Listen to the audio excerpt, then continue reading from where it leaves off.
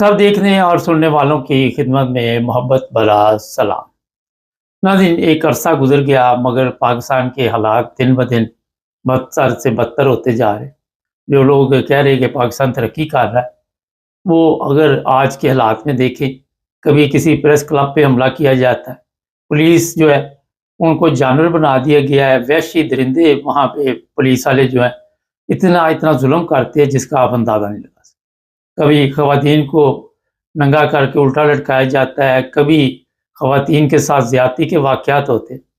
और आजकल जिस दौर से गुज़र रहा है पाकिस्तान, कश्मीर में, वहाँ भी पुलिस वालों ने यही हरबा इस्तेमाल करने की कोशिश की, मगर वहाँ की अवाम ने इनकी ठीक-ठाक छतरौल की और काफ़ी वहाँ पे पुलिस वालों को ज़ख्मी किया, उनको भागना पड़ा। आज के हालात में हम वीडियो जो देख रहे हैं, उसमें नज़र आ रहा है कि पुलिस वालों की वर्दियाँ कहीं पे लटकी हुई हैं, कहीं पे उनके जो भी चीज़ें हैं, उनको इकट्ठा किया जा रहा है। पुलिस वालों ने भी वहाँ पे फायरिंग की, कई लोगों को मार दिया और ये आहिस्ता-आहिस्ता जो पाकिस्तान के हालात है, वो तबाही की तरफ जा रहे हैं। आप सब खुद वहाँ पे जो लोग रहते हैं या जो मीडिया पे देखते हैं, इस चीज़ से अंदाज़ा लगा सकते हैं कि बलूचिस्तान है, वो अमन में नहीं है। आपका खैबर पख्तूनख्वा है, वो अमन में नहीं है। ये अब कश्मीर का मसला जो है, वो भी सबके सामने है और कश्मीरियों को कंट्रोल करने की पाकिस्तानी ज़ाहिर है पूरी कोशिश करेगी। एक तरफ तो कश्मीर की आज़ादी के नारे लगाए जाते हैं, दूसरी तरफ उनके हकूक़ पे भी डाका डाला जाता है।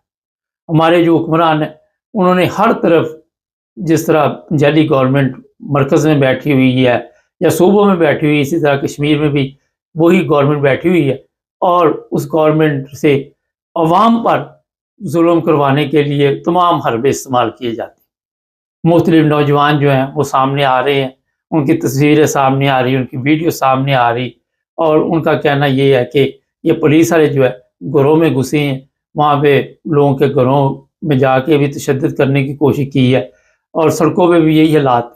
फिर कश्मीरी जो है बाहर निकले और वहाँ से पुलिस को भागना पड़ा। कई पुलिस वाले जो है वो हॉस्पिटल में दाखिल हैं और इस तरह स्टूडेंट हैं, उनके भी अपने मुतालबात आहिस्ता-आहिस्ता सामने आ रहे हैं। पाकिस्तान के हालात जिस तरफ जा रहे हैं, वो मेरा ख़्याल है कि ज़्यादा देर आपको इंतज़ार नहीं करना पड़ेगा। किसी जगह पे अगर मरियम जाती है तो वहाँ पे इमरान खान के नारे लग जाते हैं और उनको ये चुप कराओ, अगर कोई चुप ना हो तो उसके ऊपर तशद्दुद कराओ, कोई इमरान खान के हक़ में बोले तो उसके ऊपर तशद्दुद कराओ। इस तरह की खबरें हमारे पास आम सुनने में आती हैं, हम भी आपको बताते रहते हैं।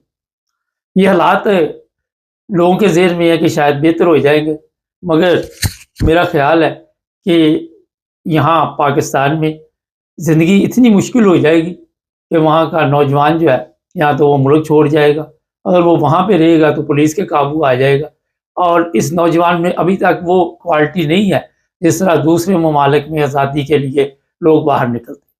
पूरे मुल्क को मुकम्मल तौर पर यरगमाल बनाया हुआ है, किसी जगह वडेरों ने यरगमाल बनाया हुआ है, किसी जगह सियासतदानों ने, किसी जगह इदारों ने, किसी जगह जिसके पास ताकत है उसने मुल्क को मुकम्मल तौर पर काबू में किया हुआ है, अपने इलाके को काबू में किया हुआ है। वहाँ पर जो मज़हबी रहनुमा है उनसे भी काम लिया जाता है और जो भी हालात इस वक्त आप देख रहे हैं, इसकी ज़िम्मेदारी कोई भी मानने के लिए कबूल नहीं। कोई ये नहीं कहता कि ये हमारी वजह से हुआ है या हम यहाँ 40 साल से गवर्नमेंट कर रहे हैं और इसका जो फ़ायदा है वो इंडिया उठाता है। जब इस कश्मीर में हालात ख़राब होते हैं तो ज़ाहिर है इंडिया फिर कहता है जनाब आप तो अपने मुल्क कश्मीर के हालात ठीक नहीं कर सकते तो दूसरे कश्मीर की आप बात कैसे करते हैं। और ये चीज़ें भी जो है वो फिर इंटरनेशनल मीडिया पे चलती हैं। कश्मीर के लोग इंग्लैंड में भी बड़ी तादाद में मौजूद हैं, मीरपुर के लोग जो है वो भरे पड़े हैं वहाँ पे भी और जो भी हालात होते हैं वो ज़ाहिर है फिर पूरी दुनिया देखती है। पार्लियामेंट में भी इंग्लैंड की कश्मीर के लोग मौजूद हैं, लेकिन कश्मीरियों को उनका हक़ नहीं मिल सकता, ये मैं बता दूँ। अगर इंडिया ने कब्ज़ा किया हुआ तो इधर भी वो पुरसुकून ज़िंदगी नहीं गुज़ार रहे। इसकी वजह क्या है? ये कोई कभी किसी ने गौर किया क्या वजह है इसकी? और आपके ख़्याल में क्या ये कभी कश्मीर आज़ाद होगा? कभी भी नहीं होगा, क्योंकि जब तक हमारे पाकिस्तान में आप झूठ और फ़रेब और धोखे के साथ गवर्नमेंट करेंगे, उस वक़्त तक آپ کے حالات ٹھیک ہونے والے نہیں۔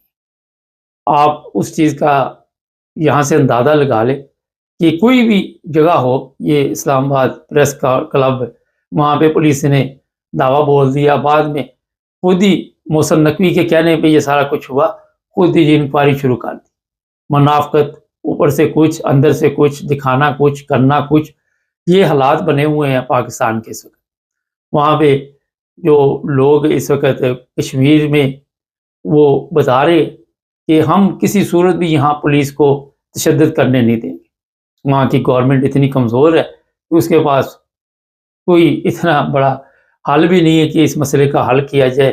بار بار بات چیت کے ذریعے مسئلے کو حل کرنے کی کوشش کی جا رہی، مگر ادھر بھی چور ادھر بھی چور، اور چوروں میں آپس میں بات چیت ہوتی ہے۔ جو عوام ہے جب تک اس کو شامل نہیں کیا جائے گا، جب تک اس کا مسئلہ نہیں سنا جائے گا، کیونکہ پاکستانی عوام کی بھی کوئی حیثیت نہیں، نہ کبھی کسی نے عوام کو کبھی پوچھا ہے۔ یہ آپ اس چیز کا اندازہ لگا لیں، یہ جو سیاسی لیڈر جو ہوتے ہیں، یہ جہاں بھی جاتے ہیں تقریر کرتے ہیں، وہاں پہ ان کے ساتھ کیا سلوک ہوتا ہے۔ یہ موجودہ پاکستان کی جو صورتحال ہے، یہ ایک دن میں نہیں ہوئی، بڑی محنت ہم نے کی اس کو برباد کرنے میں، بڑی محنت کی ہم نے اس کا بیڑا گرک کرنے میں۔ اس میں تمام سیاسی پارٹیاں کامیاب رہی، تمام جو آپ کے لوگ ہیں اداروں میں طاقتور، وہ کامیاب رہے۔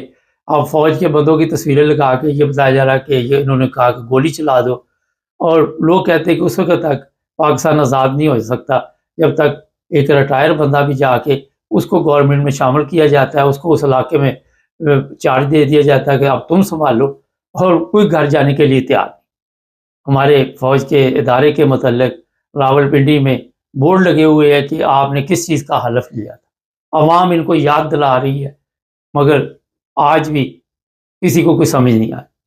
ہم تشدد کے اتنے عادی ہو چکے ہیں کہ ہمارے ذہن میں ہے کہ ہم کوئی جو کرنا کر لو۔ اگر کسی کو اٹھایا جاتا ہے لڑکی کو تو اس میں تشدد کیا جاتا ہے، کبھی کسی خاتون کو اٹھایا جاتا ہے۔ کئی ویڈیو ایسی ہے کہ گھروں میں چادر اور چار دیواری کا خیال نہیں رکھا جاتا، اور وہاں پہ پولیس والے جو ہے جا کے توڑ پھوڑ کرتے۔ پولیس کو ایسا وحشی درندہ انہوں نے بنا دیا ہے کہ ان کو یہ بھی نہیں سمجھتے آتی کہ وہ بھی گھر میں بہو بیٹیوں والے ہیں یا ماں والے ہیں، ان کے اندر انسانیت کا کہیں دور دور تک آپ کو نشان نظر نہیں۔ ہر طرف درندے بھیڑیے، یہ نہیں کہ مرد، خواتین کو بھی اسی طرح تیار کیا ہوا ہے۔ خواتین بھی جہاں بھی دیکھا وہاں پہ انہوں نے ظلم کیا۔ یہ پولیس والی ہے جن کے پاس طاقت ہے۔ آپ نے پچھلے دن ایک ویڈیو بھی دیکھی تھی، وہ غریب آدمی، ایک کمشنر تھی شاید خاتون، وہ اس کو مار رہی تھی چپیڑے۔ تو ہم نے وہاں پہ زیادہ جو درندگی پیدا کی ہے، اس کے رزلٹ جو ہے وہ آپ سب کے سامنے آج پاکستان کو ایک اچھی قیادت کی ضرورت ہے، پاکستان کو عدل و انصاف کی ضرورت ہے، پاکستان کو ایک اچھے ججوں کی ضرورت ہے، مگر کیا اس قوم میں سے کوئی آپ دیکھ رہے ہیں کہ ایسے لوگ پیدا ہو گئے؟ اگر کوئی پیدا ہو تو اسے کچل دیا جاتا ہے، اسے جیل بند کر دیا جاتا ہے تاکہ کوئی حق اور سچ کی آواز نہ اٹھا سکے۔ ایسا دردناک سسٹم پیش کیا جاتا ہے میڈیا کے ذریعے یا جو بھی ان کے پاس طاقت ہوتی ہے اس کے ذریعے، تاکہ دوسرے لوگ جو ہے وہ یہ ویڈیو دیکھے، خود ہی اپلوڈ کی جاتی ہے ویڈیو، خود ہی دکھائی جاتی ہے تاکہ ان کے دلوں میں دہشت پیدا ہو، اور نفرت کرنے کے باوجود بھی یہ دبے رہے۔ لیڈر تو وہ ہوتے ہیں جب وہ عوام میں نکلیں تو عوام کو پتہ چلے کہ ہمارا کوئی لیڈر آیا، کبھی اشتہارات پہ پیسے لگا کے، کبھی پبلکسٹی کر کے، کبھی کچھ وہ اپنے آپ کو سمجھتے ہیں کہ ہم لیڈر بن چکے، مگر ایسے نہیں ہوتا۔ لیڈر قوم میں وہ پیدا ہوتے ہیں جس کو قوم چاہے، جسے قوم پیار کرے، آپ ان پہ کنٹرول نہیں کر سکتے۔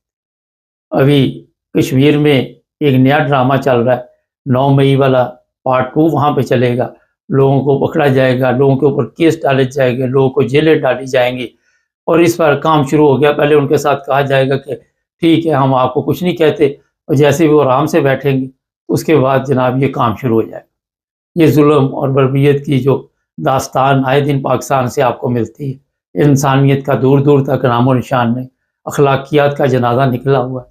ہر طرف جانور، بھیڑیے، درندے آپ کو نظر آتے ہیں۔ یہ نہیں کہ انہوں نے داروں میں جانور اور درندے پیدا کیے، انہوں نے عوام کو بھی اسی طرح کے حالات میں چھوڑ دیا، ان کو کوئی سمجھ نہیں آتی۔ یہ موجودہ حالات ہے۔ چینل کو سبسکرائب کریں، جڑے ہمارے ساتھ تاکہ اور بھی پروگرام دیکھتے رہیں۔ سب دیکھنے اور سننے والوں کی خدمت میں محبت برا سلام۔ ناظرین، آج جرمنی کے لیے ایک بڑا اہم دن ہے۔ عرفان احمد خان صاحب ہمارے ساتھ ہوں گے، اور جرمنی آپ سب کے علم میں ہے، پہلے ایسٹ جرمنی اور ویسٹ جرمنی کے نام سے کہلاتا تھا، اور پھر آج کے دن دوبارہ جرمنی اکٹھا ہو گیا۔ اس کے لیے کتنی محنت کرنی پڑی۔ خان صاحب، آج کے حوالے سے آپ کچھ بتائیں گے ہمارے دیکھنے والوں کو؟ مبارک صاحب، اتنا عرصہ گزر گیا کہ 89 نومبر 89 اور اب 2025، جی، تو دنیا بدل کے رہ گئی۔ اس میں زیادہ تر تو دنیا جانتی ہے کہ جو کچھ اتحاد کے موقع پر ہوا، کس طرح اتحاد ہوا۔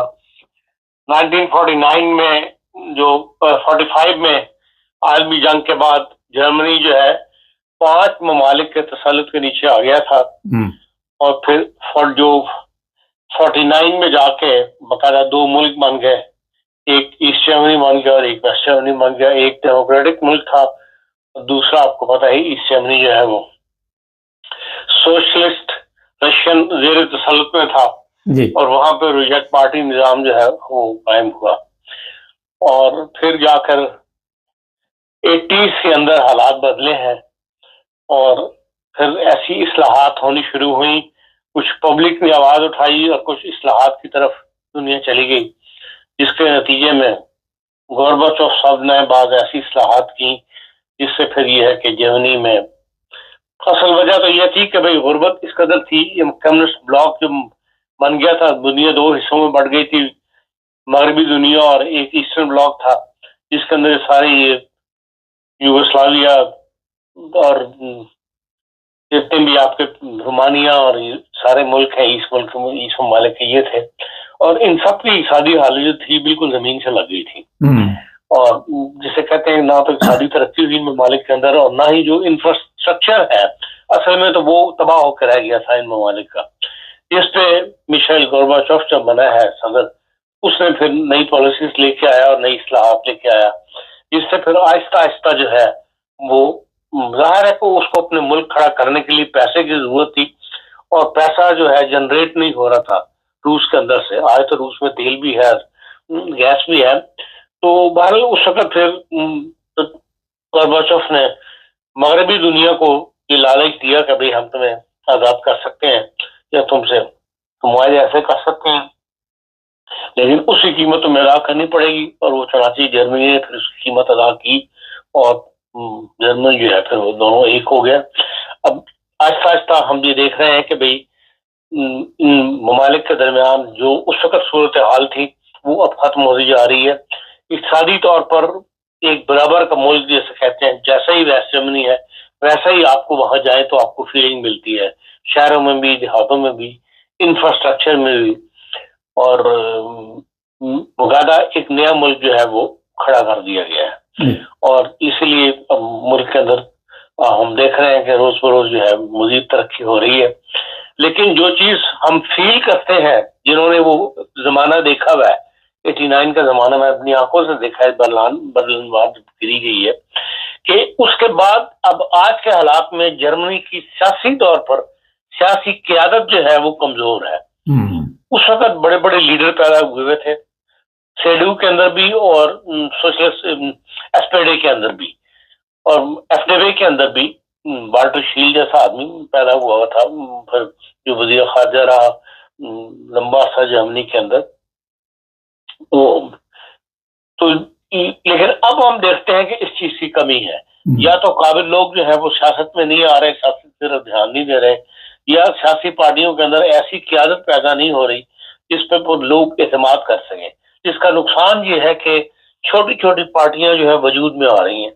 پہلے 3 بڑی پارٹیاں تھیں جو جب زمانے میں ہم نے دیکھا، شمت کے زمانے تک تو F D P, S P D اور سی ڈی یو، یہ 3 پارٹیوں کے ساتھ چل رہی تھی، لیکن یہ کہ اب بہت ساری علاقائی پارٹیاں وجود میں آ گئی ہیں جنہوں نے اسٹرانگ ہو کے نیشنل اسمبلی تک پہنچ گئی ہیں، 5% ووٹ لے جاتی ہیں ان کا ٹوٹل ووٹ سے۔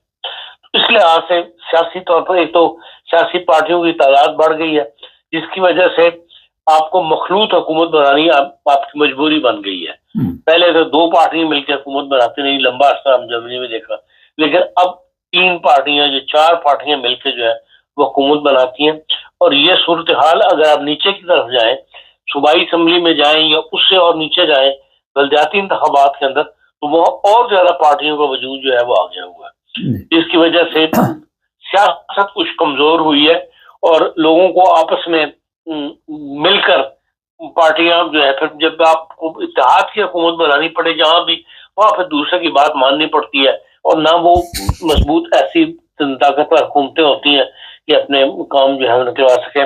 البتہ جرمنی میں ایک یہ نیا سٹیپ جو ہے اٹھایا گیا ہے، یہ کافی، اس سے ہم دیکھتے ہیں کہ بلدیاتی انتخابات کی شہروں تک کی سیاست میں اس کو بڑا اچھا اثر پڑا ہے کہ آپ نے میئر کے الیکشن کے لیے جو ہے وہ 50% لازمی قرار دے دیا ہے کہ میئر کا انتخاب ڈائریکٹ ہوگا، لارڈ میئر کا، اور اس کے لیے ضروری ہے کہ 50% سے زیادہ انتخابات وہ اپنے ووٹ لے. اس کے لیے چاہے ان کو 2 دفعہ ووٹنگ کرنی پڑے چاہے 3 دفعہ ووٹنگ کروانی پڑے. اس سے یہ ہے کہ بھائی پہلے اگر پہلی سٹیج کے اوپر 3-4 کینڈیڈیٹ تھے تو پھر دوسری دفعہ گر کے وہ 2 رہ جاتے ہیں یا 3 رہ جاتے ہیں. عام طور پہ تو ہم یہی دیکھتے ہیں کہ 2 رہ جاتے ہیں، پھر 2 کے درمیان میں جو 50% سے زیادہ لے جائے. اس سے یہ ہے کہ بلدیاتی نظام زیادہ اسٹرانگ ہوا ہے. ہم اگر اس کا مقابلہ اپنے ملک کے ساتھ کریں تو ہمارا بلدیاتی نظام کا بیڑا غرق کر کے رکھ دیا گیا ہے سیاستدانوں نے، سیاسی پارٹیوں نے. اور جو مقامی لوگ ہیں وہ سیاست میں کوئی حصہ نہیں لے سکتے. لازمی ہے کہ آپ ایک بڑے ذمہ دار ہوں یا ایک بڑے صنعتکار ہوں یا ایک پیسے والے آپ ہوں تو تبھی آپ ملک کی سیاست میں حصہ لے سکتے ہیں. یہاں کے سسٹم کے اندر آپ جو بلدیاتی نظام ہے جس نے شہر کی تمام انتظامیہ کو سنبھالنا ہے، شہر کو ترقی دینی ہے، شہر سے متعلق فیصلے کرنے، وہاں آپ کو کسی عام آدمی جو اسکولوں کے ٹیچر ہیں یا عام آربائٹر جیسے ہم کہتے ہیں جرمنی میں، وہ بھی ان اسمبلیوں کے ممبر بن جاتے ہیں اور وہ ملک کی سیاست کے اندر حصہ لیتے ہیں. تو اس لحاظ سے بلدیاتی نظام میں ہم دیکھتے ہیں کہ جرمنی کے اندر زیادہ مضبوطی آ گئی ہے اس اتحاد کے بعد، ویسٹ اور ایسٹ کے ایک ہونے کے بعد. لیکن مرکزی طور پر ہم دیکھتے ہیں کہ سیاست کے اندر کمزوری ہے. جی خان صاحب، آزاد کر دیا ان ممالک کو روس نے، مگر آج روس اس پر پچھتا رہا ہے اور آپ نے پچھلے دنوں بیانات بھی سنے تھے پوٹین کے کہ یہ بہت بڑی غلطی تھی اس وقت، اور روس دوبارہ آنکھیں دکھا رہا ہے کہ یہ ممالک کسی طرح میرے قابو میں آ جائے، جس طرح یوکرائن کو قابو کرنے کی کوشش کی جا رہی. آنے والے دنوں میں پھر آپ دیکھ رہے ہیں کہ دوبارہ کوئی نقشہ چینج ہو جائے گا. دیکھیں، رشیا کے پاس جو ایٹمی طاقت تھی یا نیوکلیئر پاور اس وقت بھی تھی وہ تو ختم نہیں ہو گئی، اور جب اس کے پاس دوبارہ پیسہ آیا اس نے اپنا آپ کو انفراسٹرکچر درست کر لیا، ملک کو بنا لیا. پھر یہ ہے کہ گیس اور جو ہے آپ کا تیل نکل آیا اور مغربی دنیا نے اس کے اوپر اعتماد کرتے ہوئے، پورا یورپ اس سے تیل لے رہا ہے یا اس سے گیس لے رہا ہے. روس سے کون سا ملک ہے جس مغربی دنیا کا جہاں اس کی گیس نہیں جا رہی تھی؟ اس سے روس کو بہت بڑا مطلب اسٹرانگ ہوا، بہت زیادہ پیسہ اس کے پاس آیا. تو ظاہر ہے کہ جو اس کی ایٹمی طاقت موجود تھی اسی کے بل کے اوپر وہ اکڑ رہا تھا، اور اب دوبارہ جب اس نے طاقت پکڑ لی ہے، اپنے ملک کو ٹھیک کر لیا ہے، تو پھر وہ یہ آنکھیں دکھا رہا ہے. تو ایسی شخصیات آتی رہتی ہیں سیاست کے اندر. یہاں پر کوئی ایسی بڑی شخصیت پیدا نہیں ہوئی، لیکن رشیا کے اندر آپ دیکھ لیں کہ بھئی وہ پوٹین ایک ایسا اسٹرانگ آدمی آ گیا ہے جو نہ تو وہ مغربی کسی سے دبتا ہے اور نہ ہی وہ اپنی رائے جو ہے وہ اس کو کھل کر دنیا کے اندر اظہار کرتا ہے. جو اپنی پلاننگ لے کے وہ چل رہا ہے اسی ون پارٹی سسٹم کے تحت، اس میں وہ کامیاب ہے. خان صاحب، یہ جو آپ نے ابھی بات کہی کہ یہاں پہ کوئی ایسا لیڈر پیدا نہیں ہوا یورپ میں، لیکن انہی کے پیسے سے انہی اس کے ساتھ بزنس کر کے یہیں پہ پڑھ لکھ کے ایک بندے کو اتنی طاقت آ گئی، ان کو اس چیز کا اندازہ نہیں تھا. بس یہی ہے کہ ایک ایسے سیاسی دماغ نہیں تھے جرمنی میں اس وقت جو اس کے دورست نتائج کے اوپر غور کر سکتے کہ آج جس کو ہم پیسہ دے کے اسٹرانگ کر رہے ہیں یہ کل کو یہی ہمارے مقابلے کے لیے کھڑا ہو سکتا ہے. اس طرف جرمنی کی سیاسی قیادت کا رجحان یا مغربی دنیا کی کا رجحان اس وقت نہیں گیا. مغربی یونین نے اس کے ساتھ دوستی کی اور اس کو دوست سمجھا، لیکن وہ دوست بنا نہیں کسی کا.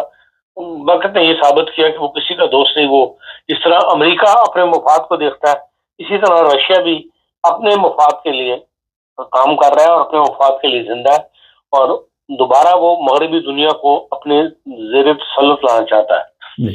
उन पर हुकूमत ना भी करे, लेकिन ये है कि वो तस्लीम करवाना चाहता है मगरबी दुनिया से कि हाँ, रूस एक वैसी ही पावर है जो दोनों जैसा कि 1945 में थी। खान साहब, आखिर में एक ये चीज़ बताइए कि जो हालात है मौजूदा, इससे आप के ख्याल में यूरोप में ये खौफ मौजूद है कि रूस दोबारा इनके ऊपर कोई ऐसा हमला कर देगा जिससे कोई बड़ा नुकसान हो जाए, जिस तरह पहले हुआ था दूसरी जंग में? पर इस तरह तो कोई दो राय नहीं है। जो ट्रम्प साहब ने करवट बदली थी और कहा था नेटो अपना खर्चा, अपना नेटो के तमाम ममालिक जो है वो खर्चा उठाए, सिर्फ रशिया उठा रहा है, अमेरिका जो है वो नेटो का खर्चा उठाता है, इस किस्म की जो बातें गुफ्तगू शुरू हुई थी, तो उसके बाद ही इन्होंने 900 मिलियन कितने मिलियन का जो फंड नया बनाया है, जिसके अंदर मगरबी यूरोप जो है कॉमन मार्केट, यूरोपियन यूनियन जो है वो अपने दिफा के लिए खुद तैयार हो गई है, और इन्होंने कहा कि हम अपना दिफा खुद करेंगे और किसी पर इंसार नहीं करेंगे। तो जाहिर बात है कि वो उसको दिफा किससे करना है उन्होंने। तो अमेरिका तो आके इनको नहीं मार रहा, इनसे तो ज्यादा ईस्टर्न ब्लॉक से ही इनके सरहदें मिलती हैं, और वो जाहिर है सॉरी, रूस का खौफ जो है वो इनके सरों पर सवार है, और उसी से उन्होंने अपने आप को बचाना है। जो कुछ जिस तरह वो स्टेप बाय स्टेप बढ़ रहा है, यूक्रेन तरह आया है, और अब वो पोलैंड के अंदर भी आपने देख लिया कि उसके जो ड्रोन है वो नॉर्वे तक और स्कैंडिनेवियन ममालिक तक जो है वो उसके अंडर ऑब्जर्वेशन में आ रहे हैं। तो इसका मतलब है उसकी कोई ना कोई प्लानिंग है जिसको उसने बढ़ना है, और उससे बचाने के लिए हर मुल्क ने अपने खुद ही अपनी फौज जो है वो तरतीब देनी है, जिसके लिए बाहर कोशिशें कर रहे हैं, शुरू हो गई है। जर्मनी भी इस वक्त सबसे आगे है अपनी फौज को दोबारा बनाने के लिए। बहुत शुक्रिया खान साहब। नहीं, मुझे याद है 1986 में मैं भी ईस्ट यूरोप में आया था, और ईस्ट जर्मनी में, और वहाँ से फिर मैं यहाँ वेस्ट जर्मनी में पहुँचा।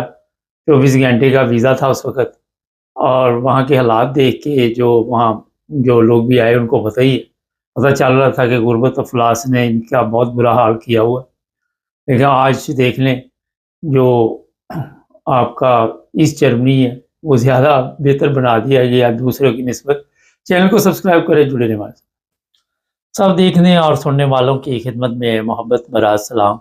नाज़रीन, पाकिस्तान में ऐसे हालात पैदा किए जा रहे हैं, ख़ासकर मजहबी नफ़रत में, जिसका आप अंदाज़ा भी नहीं लगा सकते।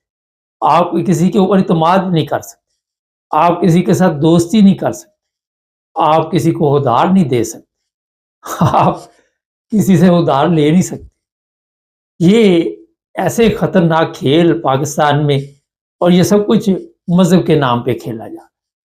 आपके ऊपर केस बना दिया जाएगा, आप किसी के साथ अस्सलाम वालेकुम कहें, आपको जेल भेज दिया जाएगा। आप सलामती भेज रहे, वो आपको जेल भिजवा रहा है। जिस मुल्क की ये हालत हो चुकी हो, जिस मुल्क में आप इस तरह की ज़िंदगी गुजारेंगे, वहाँ आप सबको पता है कि सांस लेना कितना मुश्किल होगा। अभी एक FIR की कॉपी हमारे ब्यूरो चीफ ने हमें भेजी, और मैं हैरान रह गया वो कॉपी देखकर कि पाकिस्तान जैसे मुल्क में आप किस तरह जिंदा रह सकते। ये जी 5 लोग हैं, तल्लक जमात अहमदिया से FIR दर्ज हो, केस बन गया 298 BC, जो मर्जी 95, जो दिल करता डाली आओ। किया क्या? जुर्म सुने, जुर्म मैं आपको बताऊंगा, आपको भी हंसी आ जाएगी। वो ये लगाया गया कि ये जबरदस्ती अपने घर या किसी जगह पे लेके गए, मस्जिद में लेके गए, जहां भी, और वहां पे इन्होंने तबलीग की लोगों को, जो लोग वहां पे गए उनको जबरदस्ती लेके जाया गया। ये लिखा तो जो भी है, मगर मफहूम ये बनता है। अब मुझे बताइए, पहली चीज से जबरदस्ती आप किसी को लेके नहीं जा सकते, किसी को दावत दे नहीं सकते, और दूसरी चीज ये है कि वहां पे کسی نے آپ کو کوئی پیغام بھی نہ دیا ہو، صرف بتایا کہ احمدیت کیا ہے، تو یہ آپ کا وہ بن گیا جناب 295 98 جو بھی ہے وہ کیس بن گیا۔ آپ نے صرف یہ بتانا ہے، آپ نے اس کو نہیں کہنا کہ آپ احمدی ہو جاؤ، آپ نے اس کو نہیں کہنا کہ یہ ہمارا عقیدہ ہے، یہ ہماری جو مذہبی آپ میں اور ہمارے میں یہ فرق ہے اور جو اس کی وجہ سے مسائل بنے ہوئے، یہ بتانے کی ضرورت نہیں۔ صرف آپ نے اپنا بتانا اور اس کو یہ نہیں کہنا کہ ہو جاؤ۔ آپ نے یہ بتایا، آپ کے اوپر 295 298 سی جو بھی قوانین وہاں پہ بنے ہوئے وہ لگ گئے۔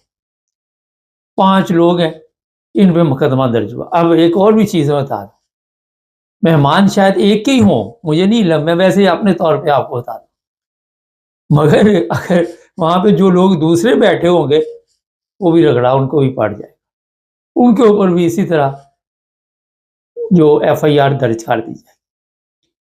ضلع شیخ پورہ کا ایک گاؤں ہے، بڑا مشکل سا نام تھا، میں نے تو کوشش کی کہ پڑھ کے آپ کو بتاؤں، مگر میرے پنجابی میں تھا، کوئی اچھی طرح میں سمجھ نہیں سکا اسے، لیکن ضلع شیخ پورہ کا علاقہ، یہ حالات وہاں پہ پیدا کیے گئے ہے کہ آپ آئے دن کوئی کام کریں نہ کریں، لیکن آپ نے لوگوں کے اوپر توہین مذہب کے کیس ضرور ڈالنے ہیں۔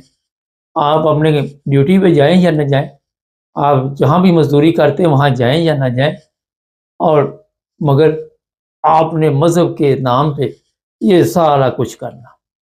اب 298 یا 295 کسی کے اوپر لگ جائے پاکستان میں تو اس کے ساتھ جو سلوک کیا جاتا ہے وہ بھی میں آپ کو تھوڑا سا بتا دیتا ہوں۔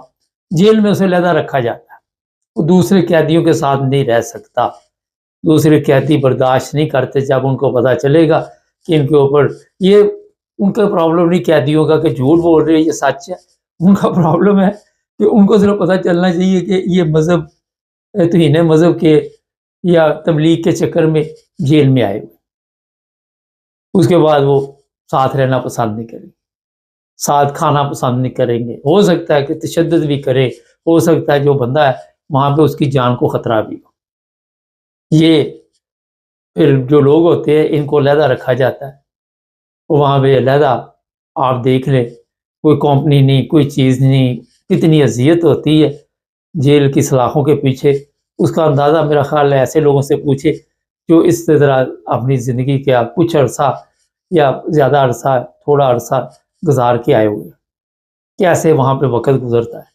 آپ کے پاس کوئی ایسی سہولت نہیں، نہ اخبار کی، نہ ٹی وی کی، نہ دوسری نہ تیسری، کہ جس کی وجہ سے آپ اپنا وقت جو ہے وہ گزار سکیں۔ موبائل فون تو بھول ہی جائیں، دور دور تک تو سوچے بھی نہ۔ یہ چیزیں میں اس لیے بتا رہا ہوں کہ جو احمدی ہیں انہیں بھی احتیاط کرنی چاہیے، انہیں بھی ایسے لوگوں سے، ہوتا یہ ہے کہ یہ باقاعدہ طور پر ایک سازش کے تحت گیم ڈالتے ہیں، سازش کے تحت گیم ڈال کے اس کے بعد یہ کیس بنا کے تو جیل بھجوا دیتے، اور پھر ایک دفعہ آپ جیل میں چلے گئے پھر تحریک لبیک والے جو ہیں، ابھی بھی میں دیکھ رہا تھا سیالکوٹ ٹولمار، وہ بار بار اعلان کر رہے ہیں، وہ جو پیرو چک میں واقعہ پیش آیا جہاں لوگوں کا کروڑوں کا سامان جلا دیا، اور ان کا کہنا یہ ہے کہ ان کے اوپر کیس کرو، ان کا سامان بھی ہم نے جلایا، کیس بھی ان پہ کرو، اور پھر آ کے ایک سے ایک بڑا جھوٹا وہاں پہ جھوٹ بولتا ہے کہ جناب زیادتی احمدیوں نے کی ہے۔ میں وکالت نہیں کر رہا، جو حقائق ہے اس سے پردہ اٹھا لا۔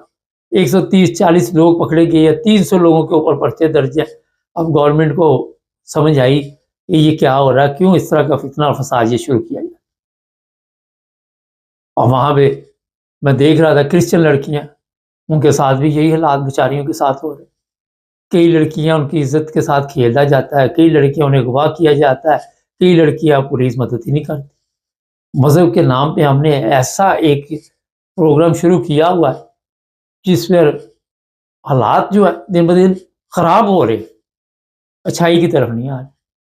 وہاں پہ لوگ اپنے آپ کو محفوظ نہیں سمجھتے، انٹرنیشنل لیول پہ دنیا کو پتہ ہے، مگر دنیا اپنے مفادات میں ایسی میرا خیال ہے چل رہی ہے گھومن گھیری میں، وہ بھی ان کی سمجھ میں نہیں آتا۔ امریکہ میں ہمارے چیف صاحب بھی گئے، وزیر اعظم بھی گئے، انہوں نے امریکہ کو ویسے تو انسانی حقوق کا بڑا خیال رہتا ہے، مگر یہ سب جو پتہ دکھاتے کچھ اور ہیں، پھینکتے کچھ ہے، کوئی ان میں خود بھی اس چیز کیا کوئی اخلاقی طور پہ کوئی آپ کو ایسی چیز نظر نہیں آئے گی کہ اتنا ان کو انسانی حقوق کے اوپر طلب لگی اور یہ بڑے پریشان ہوں۔ وہاں پہ جہاں پہ ان کے مفادات ہوں گے وہاں پہ یہ بات کریں گے، جہاں پہ نہیں ہوں گے وہاں پہ ان کی زبانوں پہ فالج گر جائے گی۔ نبی نے بہرے گونگے یہ حالت تو کر دی گئی۔ پاکستان میں انسانی حقوق کا جو حال ہوا ہے، یہ نہیں کہ مذہبی طور پہ، ویسے بھی بیڑا گرک ہوا ہے، ویسے بھی وہاں پہ انسانیت نام کی کوئی چیز نہیں۔ وہاں آپ ارد گرد کے ماحول پہ جائزہ لگائیں، اپنی نظر دلائیں، دور نہیں جانا۔ اپنے علاقے میں اگر آپ کی نظر پڑ رہی تو آپ کو وہاں بھی پتہ چلے گا کہ کتنے ظلم وہاں پہ ہو۔